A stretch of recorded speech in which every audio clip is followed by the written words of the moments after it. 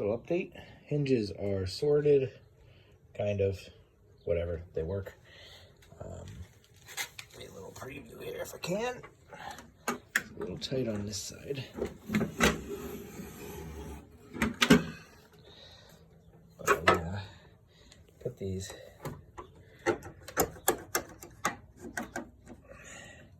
ten-inch tower, 10-inch tower bolt block things from Harbor Freight on. That seems to be plenty sturdy.